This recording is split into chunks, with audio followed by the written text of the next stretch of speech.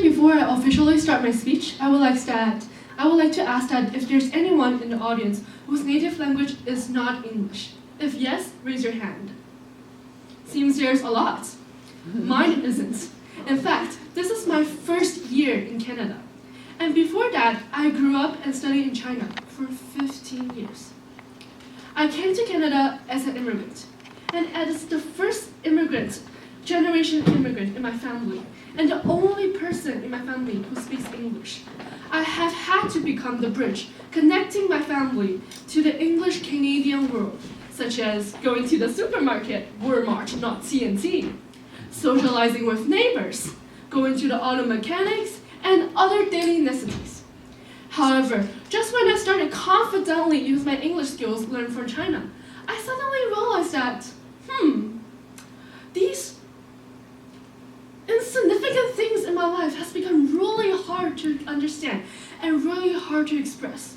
For example, everyone has experienced ordering boba tea or coffee in a shop, right? Whenever I was walking to the counter, the waitress always asked the same question.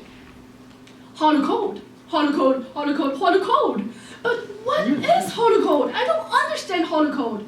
But actually it's hot or cold. People usually say it in a really fast pace in order to save time. But for people who has no experience ordering drinks before, we don't understand. Therefore, why is it so hard for me or other people that are learning or mastering a non-native language?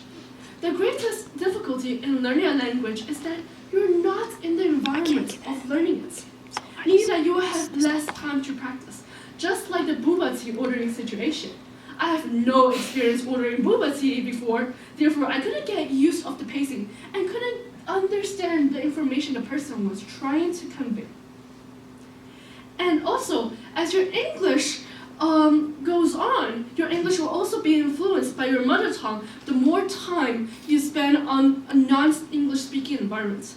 Recently, there's a pretty popular accent test called the Bold Voice Accent Test. I took it, and my 5-year-old sister, who studied in primary school in Canada, took it. Well, it's pretty obvious, right? I got 90% of the Chinese accent, and my sister got none. That's not fair. Yeah. Okay, so with the environment of growing up in an English-speaking country, my sister has amazing growth in her learning, and it can be easily shown just by hearing how we sound. For example, the sound is extremely hard for me to pronounce. So for me, it comes like this. Think, verb, thought. But for my sister, it sounds like this. Think, third, thought. So the sound was really correct because the sound doesn't exist in my first language. However, therefore, learning English is not just about understanding the meaning of words. If you want to master a language, it's more about learning the pacing and the accent of locals, which is sometimes that cannot be brought by a non-English speaking environment. I've seen a lot of people, even myself, struggling on oral use. For a second language learner, we usually think of our native language before we can speak English fluently. And for the content we output, we usually translate our first language into our second language and we produce the stuff out. However, the result is that, the expression of different sentences are different in different languages. Therefore, if you say a sentence in your native language, it may sound correct and it may sound smooth. But when you translate it into your second language, the results may not just end it like what you expected. Just like for me personally, the Chinese word 辛苦, which means if you translate it directly into English, means laborious. But if you actually understand the word, or you use it into a sentence, it basically means, oh, thank you for your hard work. Well, that's a big difference. However, translating directly from your first language can result in sentences that are not smooth, and it may sound strange, which is perfectly reasonable. Finally, cultural integration is also a big obstacle in learning a new language. There are two goals in learning a language: learning it and mastering it. Learning is summarizing, understanding, and memorizing, which is the basic understanding of the language level, while mastering is the cultural level of feelings. Although you have been learning a language for a long time, you may only understand the basic level of the sentence, but you're not able to sense the deep inside feeling of the sentence. This feeling is not something you can obtain just by learning and memorizing the language. That is why some immigrants can only understand 95% of the language, but the remaining 5%, no matter how hard they try, they cannot understand, even after living in a non-native language for 20 years. But how can we solve these language problems? I used to struggle about these problems for a long time.